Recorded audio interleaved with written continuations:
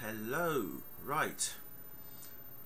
Just, we're not far away, people. We are not far away. Smallville restarts on the 22nd.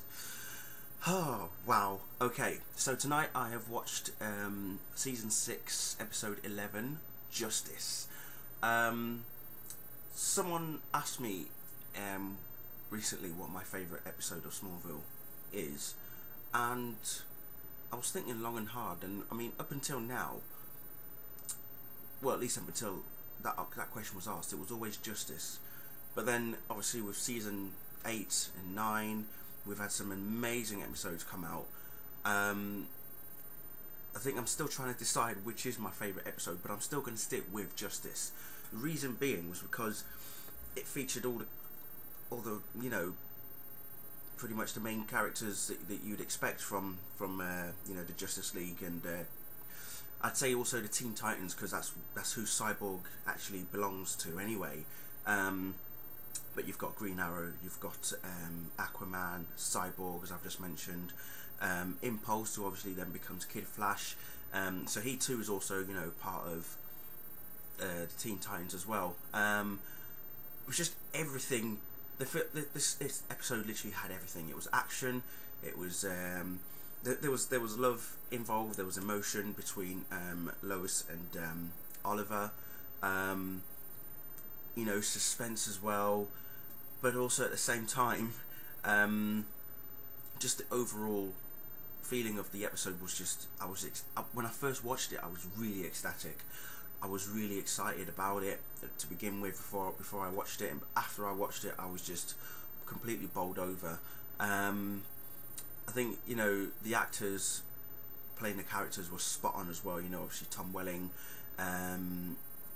Justin Hartley, Lee Thompson Young, Carl Gallner, and I've completely forgotten what who plays Arthur Curry, but as I say, all of them were pretty well suited for their characters. Yeah, I think the reason someone chose this episode for me to review, and I think it's a fitting episode for me to do, because we're just less than a month away from Smallville's first ever movie, Absolute Justice. So to go from Justice to Absolute Justice is just going to be, I really cannot wait for it now. I'm way too excited. I think, obviously, with Justice being my favourite episode currently, I know very fine well that after I've watched Absolute Justice, I don't think any other episode is going to come close. It's that simple. But no, really looking forward to Absolute Justice. But as I say, all the elements and the ingredients to prepare for Absolute Justice were pretty much seen in Justice itself. You had the superheroes searching for the bad guy, going out to thwart his plans to you know, start a war between superheroes and his army of freaks and whatnot and all that sort of stuff. So it's proper. It was a proper comic book episode, basically. I thought it was pretty much a comic book episode in that you've got Lex Luthor, the bad guy of all, you know, the bad guy of all bad guys possible. He's got various 33.1 plants around the world.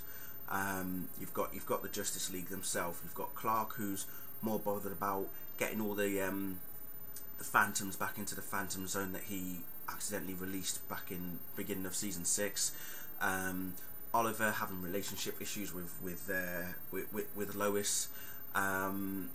Just everything was in there. All the key ingredients of a comic book was in this episode, and it's what I loved about it, and it's what I still love about it. So yeah, proper comic book sort of episode. And as I say, obviously the good guys going after the bad guys and stuff like that. It was just amazing. So yeah, fantastic. So